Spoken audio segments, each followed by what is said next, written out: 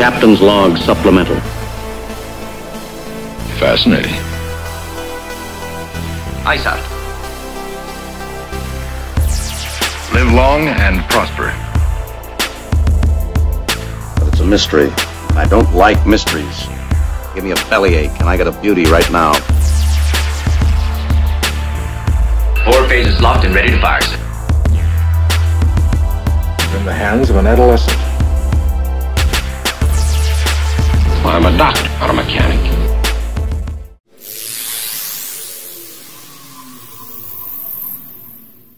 Freeze frame. Do you even know what that is? Freeze frame. No. No. Jay Giles Band. Who? Wow. You know the song Centerfold? My blood runs cold. My memory has just been sold. Angel is the centerfold. Na na na na na na. Really? That na. I was gonna say, you got to be like the only person over 30 on the planet that doesn't know that fucking song. Even Meg knows that song. I only know that song because you guys play that song in your cover bands. You don't know it from the radio? Probably not, no. Oh my God. Y'all need to get out more. Swear to God. Anyway, what's going on, guys? Sup? Not much. Talking about some music that we have no. Well, I don't know. What else is new? I mean, like 9/10 of the time, I talk about music. It's stuff you guys don't know. Oh man! Welcome back, everybody. We are Geeking Poetic Podcast. Of course, I am one of your hosts. I am Larry Roberts. Across the hall, posers exit the hall. Wimps and posers exit the hall. Exit the hall. Quoting Manowar, but yeah. Oh God. I never know if it's right over left or left over right. So my Manowar card is gonna get stolen from me. I think it's this. No, I'm just kidding. Manowar's cool. Yeah. So across from me we have none other than Vito Marchese, and then the angel in the centerfold, apparently in the middle here, even though she doesn't really know the song, supposedly. I do know it because you guys play it, so I'm familiar with it that way. Boy, oh boy. Not in its original version. That's because almost every channel that she has programmed in her car is country. Like every country music station.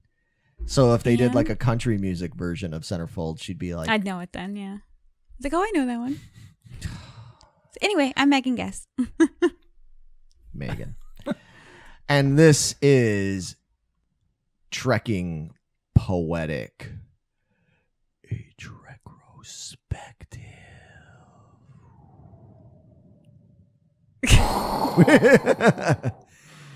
We still got to come up with our explosion intro. We say that every time. It's never going to happen. We're like our last episode. Yeah. We'll finally come up with it.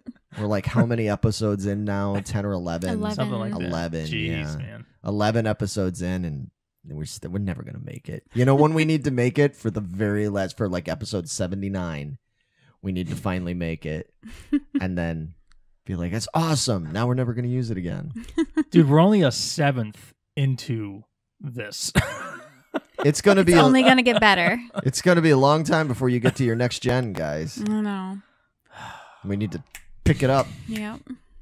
But, well, you know, we've been busy, man. It's been busy times. But stuff's been going on. Yep, it sure has been.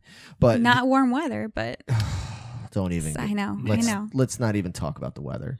Besides, people apparently log off when you start talking about the weather. Right? Okay. When people do small talk, I log off immediately. It's like, well, then you're a jagoff because you miss all sorts of good shit. You know, like, don't be so fucking impatient, fucking internet, whomever.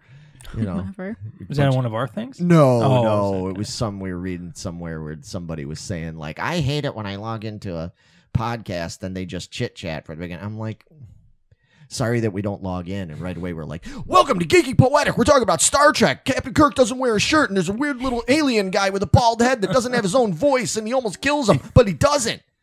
What did you think of it? It was awesome. All right, cool. See you next time. There you go.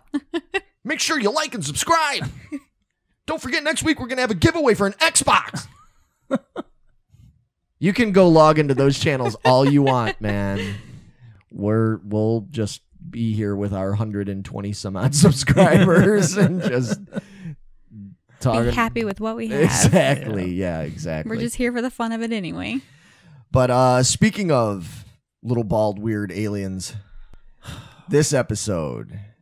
Keep it R-rated. Keep it. What is it, PG? I was going to say, why? Because this one has kids in it, so we have to keep it PG? Is that it? Okay. All right. Well, the little penis-headed kid that is on the other ship. Yeah, this episode is the Corbomite Maneuver. Before we get into any of it, like usual, just right off the bat, cutting to the quick.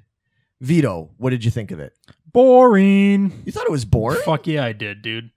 Yeah, I didn't like this one at all. I didn't think it was boring. Yeah, and the ending, I was like, huh? Yeah. What? We'll touch on that one. I didn't. Okay. Well, anyway, Megan, what did you think? I would probably put this middle lower. Middle lower? Okay. It was a little slow paced. Yeah. Not much going on. Just a little. Just a little. It was suspenseful. It was supposed to be suspenseful. I think it's suspenseful at all, man.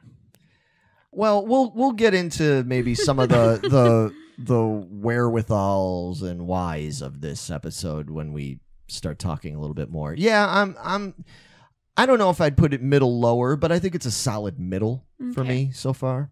You know, I like watching this one. There's things about it that make me laugh, you know, kind of like how you feel about like Charlie X. Yeah.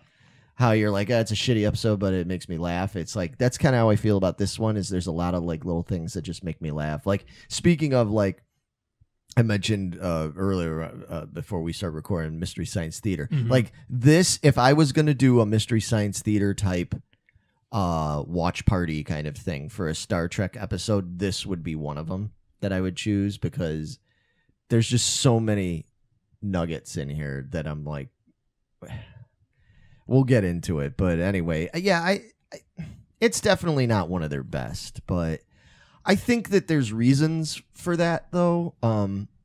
First of all, Meg, when did this episode get released? November 1966. Okay, so this was the 10th episode released. However, this was the first official episode filmed. I was going to say, because the horror is wearing like a gold dress, right? Everything's out of whack. Yeah.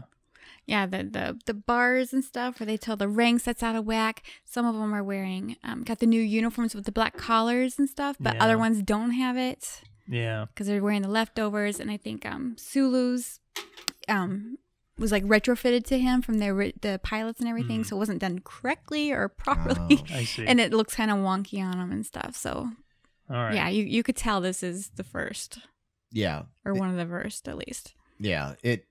They filmed this right after they filmed the second pilot. Okay. Right after Where No Man's Gone Before. Yeah, I think they started filming in May. Right. And part of the reason why this was held back for so long was because the effects for this, believe it or not, for as boring or whatever as you want to say this episode is, the effects were so involved that it took them that long to be able to like get them done. Right? I think that's the way. Yeah, that's correct. Yeah. Yeah, because they had like the Borak guy. Yeah. Not the real guy, but the puppet guy. And like it was the first phaser shoot also. Okay. There was a ship? Not Borak. Yeah. Balak. Yeah, Borak was another guy. Yeah, and then there's that's right. Borat. Like, your Enterprise is a very nice. Yeah. So they had to hold this off for a long time, and it suffers, I think, because of it. I mean, you can just put that stuff in After Effects. I don't know why it took them so long to get the effects done, no? Yeah, I know. I'm not sure they had the same thing in 1966.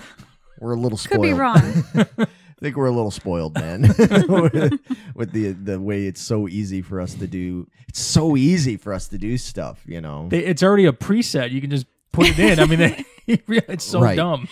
Right. Like, we just started using videoblocks.com. We're not being paid to say this. This is not a paid advertisement. I wish. We pay for it. That would be nice. Yeah, we pay for it. But we use VideoBlocks. So just a little shout out there, because it's awesome. Like, we were so excited with the way it works and stuff. But yeah, I mean, like, just to think how long it takes to make something like that. Like, first of all, you get the Enterprise that they're just trying to map star fields, right? And then they suddenly get attacked by the Nintendo GameCube logo. Right? Isn't it Nintendo GameCube? What is that? That's that. To me, it looked like a board game dice with the little colors on each side. That's what it looked to me like. So it's like aliens were playing like D&D or something. And they just launched and made their ship out of this dice. That's what it looked like to me. Space D&D. Yeah. So, well, Clint Howard was up there like rolling, trying to get like, I am Wizard Master, But yeah, so they try to shoot the Nintendo logo and end up blowing that up. Supposedly pissing off these aliens because wasn't it like a border buoy or something like that? They said a warning buoy. A warning buoy. You blew up my warning buoy. And yeah, I mean, I don't know. Well, first of all, before we get it, so if you can, all you guys, what are positives about this episode? Were there any positives? I thought the Bailey character is pretty entertaining. Yeah. We talked about this before. Did you get the feeling at the end when when Kirk immediately is just like, oh, well, maybe Bailey? maybe we can send think? one of our people to go, traverse the universe with you. And he's like, what about Lieutenant Bailey? And he was like, I'd love to do that. And he's like, oh, he's like, it works and I'll get a better officer in the end. Did you get the feeling that it was like a double coming back? Yeah, it was like a double entendre there because it was like he said that in a way that you think like, well, all of his experience is going to make Bailey a better officer. No. But I think he's saying, no, once we get rid of him, I'm going to replace this motherfucker with a better officer. Kirk hates Bailey. It's pretty obvious. I don't know if Bailey's trying to move in on a woman that Kirk's trying to get with on the ship or something, but he does not like Bailey at all. He shuts down every single idea Bailey comes up with. Because Bailey's a douche. The first scene, his first line is him going, 3 days of this star mapping. And it's like, it's your job. This was just supposed to be. What did you think it was going to be? And then here's the thing. So then you could even rationalize it out. Well, he's like He wants action. He's a cowboy, man. He wants, he wants some action. Then as soon as they get any action, he's like, oh my God. Oh my God. Like, we're going to die. It's like. He definitely failed his psych exam at the academy. All right, I'll give you that. I mean, McCoy He's even. bipolar. Right. Yes. And McCoy called him out on it. McCoy was talking to Kirk and was just like, yeah, I don't know about this Bailey, man. I think you promoted this Jumped the gun kid. too soon on that one. And Kirk's just like, what do you mean? And it's like, and that if it was like now, because they couldn't say things back then, and now McCoy'd be like, this fucking shit nut is completely like half out of his mind. Like 1 minute, and I love how that's what I'm saying. Another thing that's funny to me about this episode, Bailey's just comedy throughout, but I love when McCoy and Kirk are having that conversation about Bailey and saying like, I don't know, and the whole time they're doing it, they're listening to him over the comm. You can hear Bailey like giving and it's hilarious. Like watch it again and listen to him in the background. In the background, he's just like freaking out and he's just like, come on, what are we doing? Like, come on, I asked for those. Come on, chop, come on. Like, and the whole time, and then like as he's like freaking out on the comm and everything, Kirk's just like, you think I've been wrong too? It's like, yeah, maybe a little bit. You've been promoting him a little bit fast. He's like, yeah. And the whole time you just hear Bailey on the comm in the background, just like, Jesus Christ, I don't know what to do. He's like, I don't know what I'm doing. So yeah, from an entertainment standpoint, Bailey's great. Yeah, Bailey's great. And I mean, so what about you? Any other positives you can think of off the top of your head? No. Well, I was gonna say, Baylock, the Clint Howard dude. That laugh. Like, no, I'm just by myself. I was like, what was with that fucking laugh? The whole thing. What was with him in general? Like, why did we need? It was so short and didn't make any fucking sense, dude. Then they just ended the episode. Hey, look, Like, don't get me wrong. Don't bag on him because he's short. I'm okay? not, because I love Clint Howard. He was great in The Ice Cream Man. He was great in Carnosaur. Like, I love seeing him on the screen. Rock and Roll High School. I haven't seen that one yet. It's good. Okay. But I just didn't. He was in 2 different Star Treks too. Yeah. Yeah. Yep. 95 and 2018, I think, or 17? 18? Yeah. He was in Solo. He was. Yeah. Mm-hmm. Anyway, I'm sorry. You were saying, your problem with Baylock is? I didn't know why we needed him at the end. I would have much preferred just the puppet thing. Even though when they walked on the ship and they cut to that static puppet, I literally laughed out loud. I was like, what the fuck is this? I thought it was kind of a cool idea, and I got the point that they were trying to make of, like, sometimes, you know, you can be so scared of what you can't see, you know. What was it? It was the man behind the curtain, Wizard of Oz, you know, kind of thing, you know, just like, you know, and Bailey through the whole episode getting all worked up, thinking this is like the worst threat they've ever encountered, and it's a fucking little bald kid with bad teeth and a big puppet, you know. On the note of not understanding what his point was, I'm kind of with you about the ending in that I didn't quite understand what the point was of the whole exercise on Baylock's part, you know, that, well, it was a test. It was all a test and everything. And it's like, oh, I mean, I don't know. Like, you couldn't have at least first sort of sent out some sort of warning buoy? Greeting. Well, well, but here's the thing. You put out a fucking warning buoy.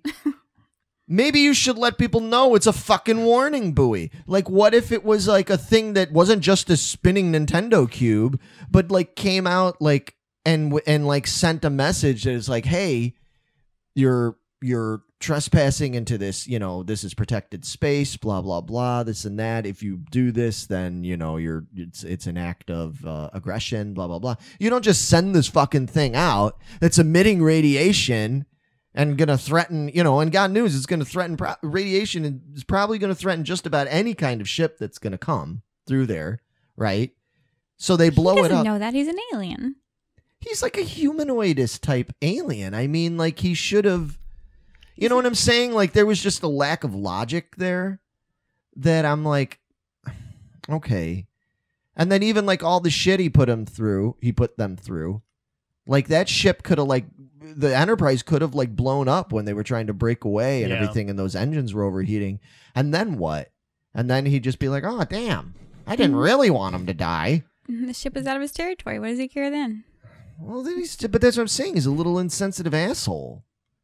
You know? What should have happened is once they ran into the pollen spore or whatever the fuck. Oh, that ship big was. that big mad ball? Yeah. That's when they should have gone on the ship with him and then spend the next half of the episode learning about him and finding out that, hey, you know what if we learn from each other and we'll do a crewman swap?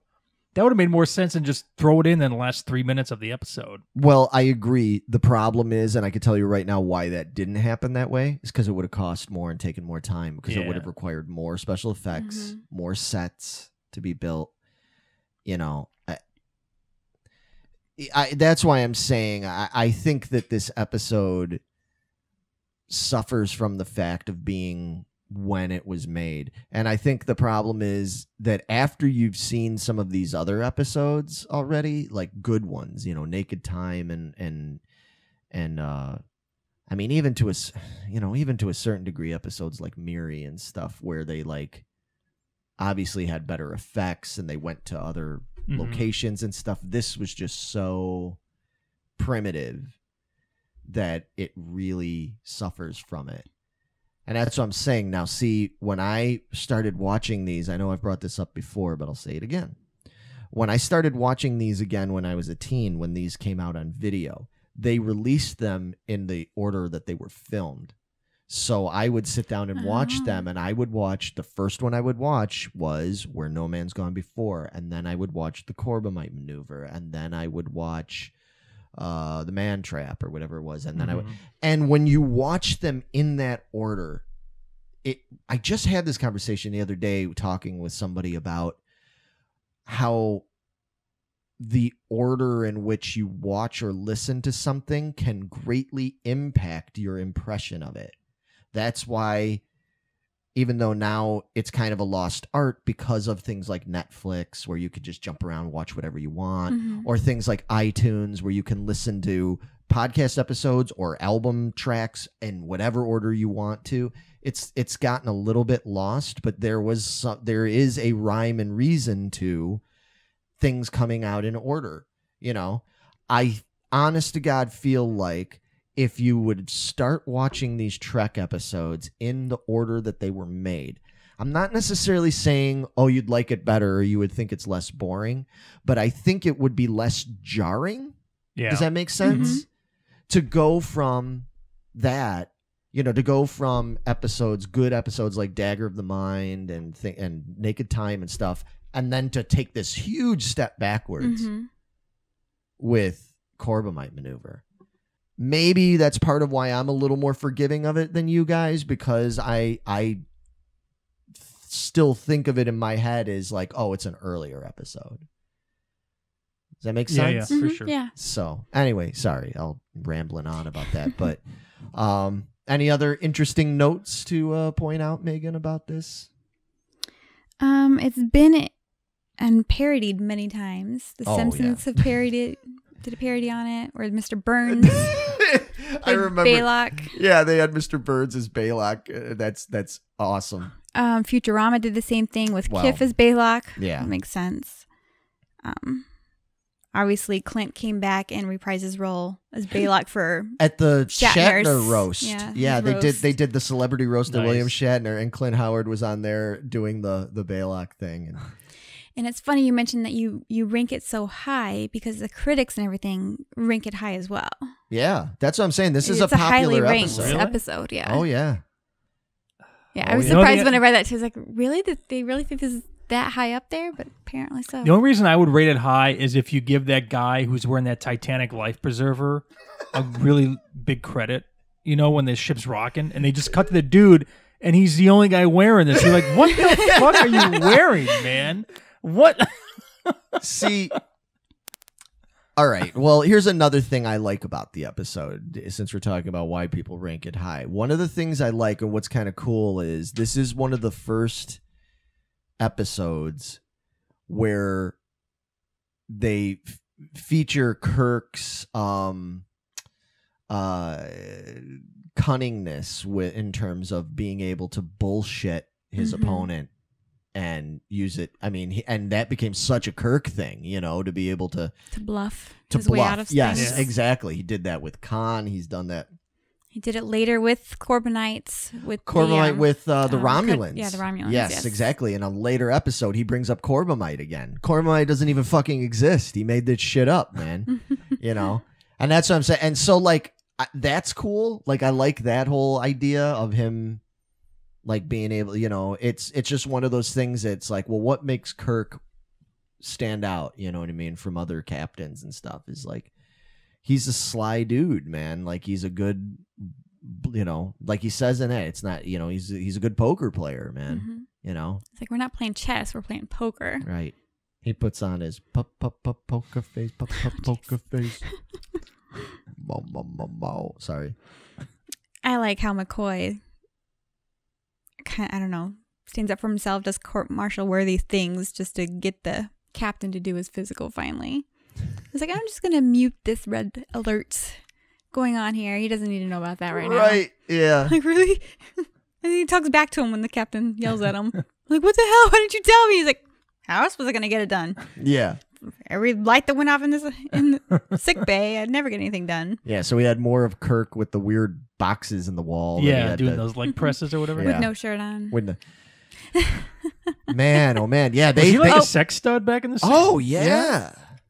But I just had what I laughed about that whole thing was just okay, he had no shirt on, and he gets this distress call, this warning call thing, alarm going off. So he's like, oh, I gotta go.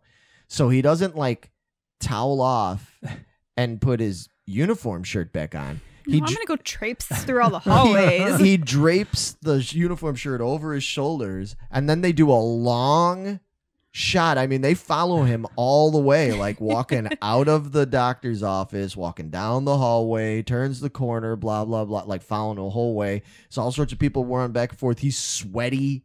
Like he's all sweaty and stuff. He's got this shirt, what an example you're setting. Does he ever go like, yeoman, straighten up that uniform? It's like, dude, you're wearing your fucking uniform shirt around your neck like it's a towel, and you're sweaty walking around the hallways. Like, how is that appropriate?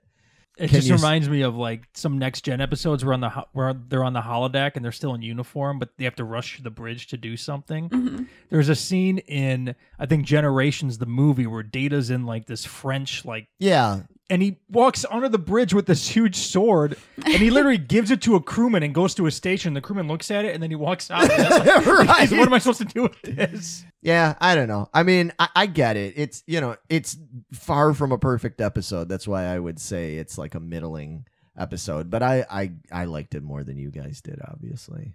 It was the first one to introduce the skirt uniform with low necklines for the women. I'm glad they did that, and they got so it's that like right, Vito's gonna like that. Although they were all really loose on everybody, they weren't very fitting. Yeah, and Rory didn't have a red one yet. Right. Yeah, but they did just introduce in this one as well the red uniforms. Okay. The tunic tops and all that stuff. Speaking of the dresses, it made me think of Rand. And everything, and man, Kirk was a jerk to her again in this episode with the salad and all that. Just because she stop hovering over me. Stop hovering over me. Doing her job, just fucking eat it. Exactly. Grateful bastard. Right. She's doing because the doctor's making her do it. Right. Yeah, I love how McCoy then, when she was like, "Oh, do you want something?" He's like, "Oh, no." It's like, and that salad was a whole lot better than the square cube.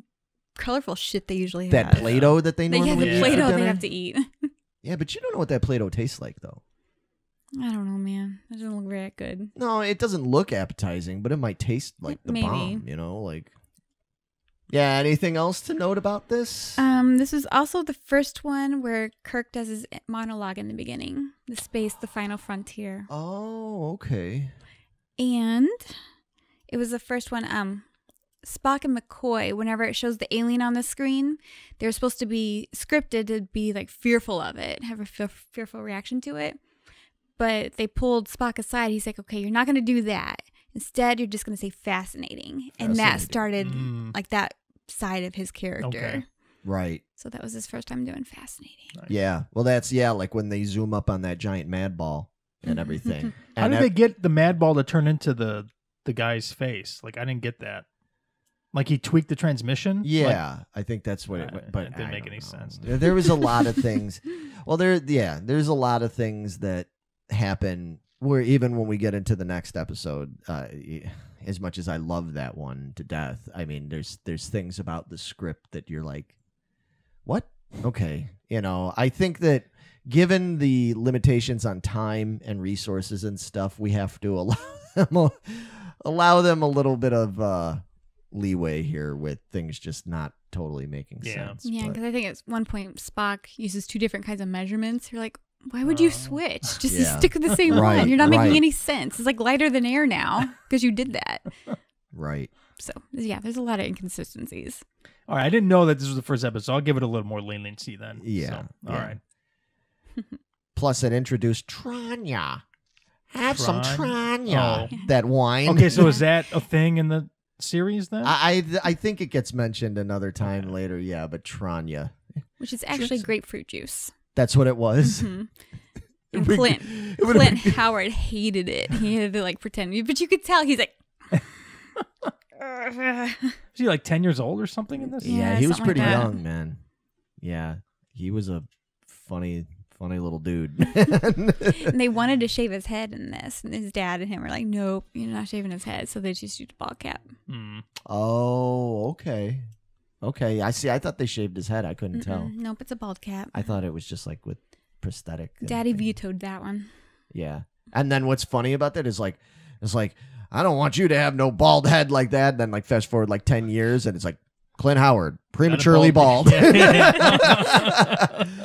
Dude started having a receding hairline when he was 14. Yeah. And it's like, Dad's like, well, so much for that one. Well, isn't his brother Ron Howard bald as well? Oh, yeah. But Ron Howard was considerably older before he went bald. Oh, okay. I mean, like, Clint, like, yeah, he's been more follically challenged for more of his life, but start going bald in high school and stuff. he's like a strange looking dude, you know. But that's why he's such a great character actor, you know what I mean? He's just interesting to look at, and he's funny as hell, too. Like, he's just got that way about him. I liked him in the role. I thought it was kind of weird doing the... I would have preferred if they would have let him speak the lines and then maybe just put some kind of weird vocoder-y effect on it to make it sound more garbly or something. But it's so distracting having... What was his name? I have it here. Walker Edmiston was the guy that did the voice. And it's so badly, like, matched up. Because it's like... Even when he goes to do that laugh and stuff, it's like he opens his mouth and starts to laugh, and it's like about a second and a half later that the voice comes out. So he's kind of like, it's like so bad. Yeah. See, that's why it's good to do this show, because that, like, the more I think about it and talk about it, I'm like, oh yeah, this episode is pretty bad. I thought I liked this episode. I do like the episode, but. I enjoyed it, but I can see why some people wouldn't enjoy it, which is why I put it in the middle. I don't know why it gets quite the accolades it does, but... Yeah, I was very surprised to see that. I was like, really? They mark it that high up? Interesting. Out of, like, all the Star Treks. Not just the original. Yeah, see, like, we're all just... of them. Right, Really? we're just ranking it out of the 10 episodes, 10 or 11 episodes we've watched already, not out of, like, all 80, you know? Yeah, that's crazy talk. Mm-hmm. I think that's all we need to say about... Yeah, I think we're good. Vito's like, I'm done. I got nothing to say about this one. You might know that people be like, Vito didn't have much to say in this one. Yeah, well, there was a reason for that. He was trying not to be negative. My last two notes are, it just ends, ? And that episode was awful. Those are the last two notes I have. I didn't think the ending was completely... I mean, it made sense in its own way. I mean, Like, I'm bored. Can I just have one of your guys go with me? Like, oh yeah, take him. We'll come back for him. No, we're not. And even that, yeah. I mean, there just seemed like to be... They were totally disarmed by he was this funny-looking, somewhat charming little kid. Well, I guess he wasn't supposed to be a kid. He was like supposed to be diminutive, you know. They went from literally being like, we're going to fucking go in there and kill this motherfucker and his whole crew. And then it's like, no, it's just me and everything. And drink my Tranya.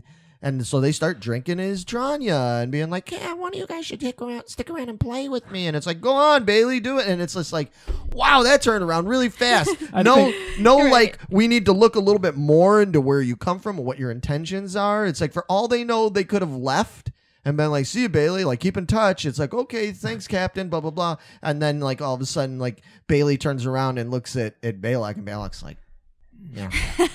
Like, I need to show you my pleasure room. Yeah. You know, and then there's definitely something in that Tranya that he can do. Exactly. Right. Slipped him a Mickey or something, man. I don't know. Exactly. That's what I'm saying. You don't know. You just took his word for it real quick. Yeah, because I expected as soon as he's like, can I keep one of your guys? And Kirk was like, hell no, you can keep one of our guys. And instead he goes, Bailey, you're up. He's like, yeah, exactly. Well, like you said, because jump on this, get rid of this dude. Stat. He was already, because Kirk was probably already planning like a transporter accident, or like a shuttle bay like vapor lock accident or something. It's like, Bailey, I think I left my tricorder down in the shuttle bay area. Could you go and retrieve it right away, sir? And then it's like he leaves, and then it's like Kirk's like, outer door. It's like,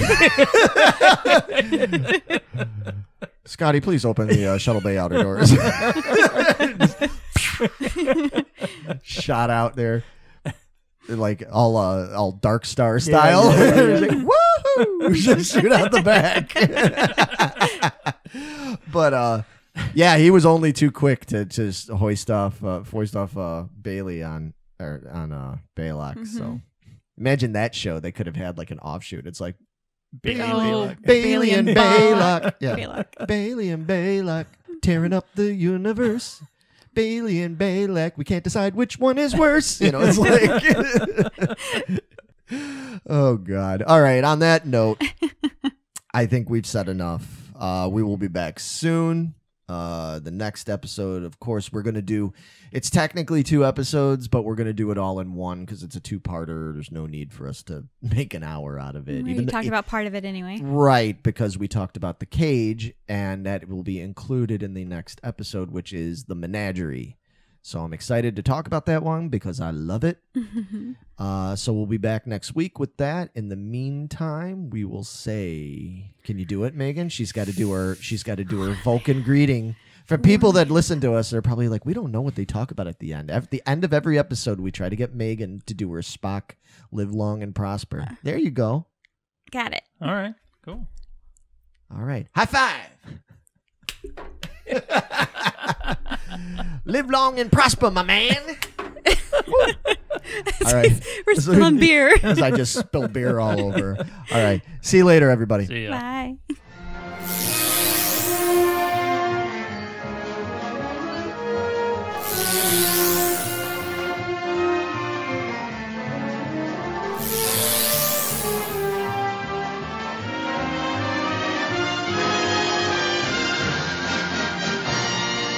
This communication has ended.